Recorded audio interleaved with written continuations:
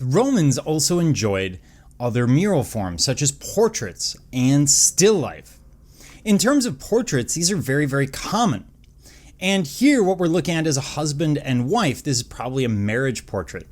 And much like portraits today, they're showing off attributes or characteristics of the people who are depicted. In this case, you want to show off that you're educated without telling everyone, hey, I have an IQ of X, Y, and Z. And how are you going to do that? Well, in this case, what we're looking at is, for example, the use of the scroll and the tablet. Yes, she has an early iPad. I'll get to that. The scroll is indicating that he is educated, that he is capable of reading and writing. Now, in ancient Rome, this is not reading and writing Latin. Latin is a vernacular. It was used on the street. It's not a language that is seen as the center of education. Instead, if you're saying that you're educated, you're saying that you understand Greek.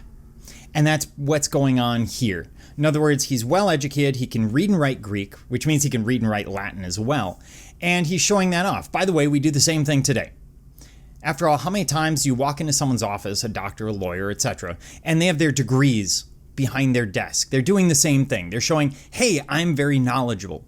She is holding a tablet. That tablet is a wax tablet. And what they would do, this is a shallow frame, so there's a piece of wood behind it, shallow frame. The frame is filled in with wax, paraffin wax. And she would use the tool that she's holding, a stylus, to write notes, for example, your grocery list or whatever else.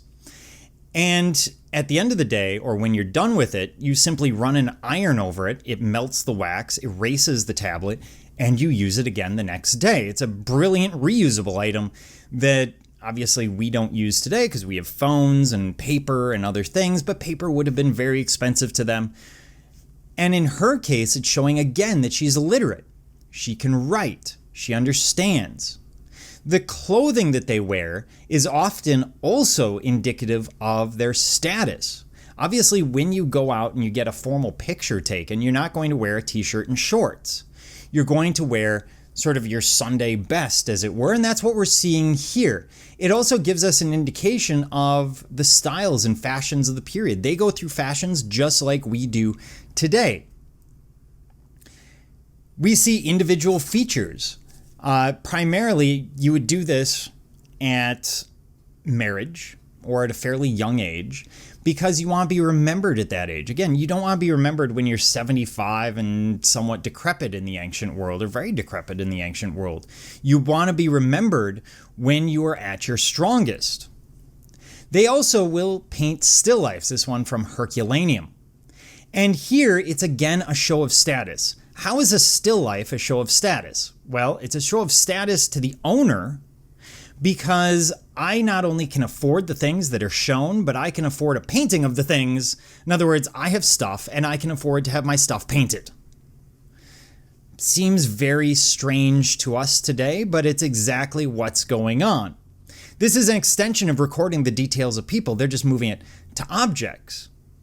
And it also gives the artist a chance to show off their skills. Now, what are we looking at? We're looking at what appear to be peaches, which would have been a delicacy at the time. It's something that comes from somewhere else. Oftentimes, the fruits and vegetables that we might see in these murals look very different than the examples we're used to today because, of course, we've had 2,000 years of hybridizing them to create something that's sweeter, that's better, that's however you want to look at it. But then we have a clear glass jar, and you're going, well, so what? It's a clear glass jar. I have 14 of them in the cupboard. But in the Roman world, this would have been a huge show of status. Clear glass is very difficult to work with, especially at the time, because they have problems getting furnaces up to the temperatures necessary. You get a lot of flaws in it. It's very, very expensive. Very few people would own it. The artist gets to show off by putting a clear fluid, presumably water, maybe an alcohol, in a clear glass, and then showing us the shadow, showing us that he understands how that form would be shown.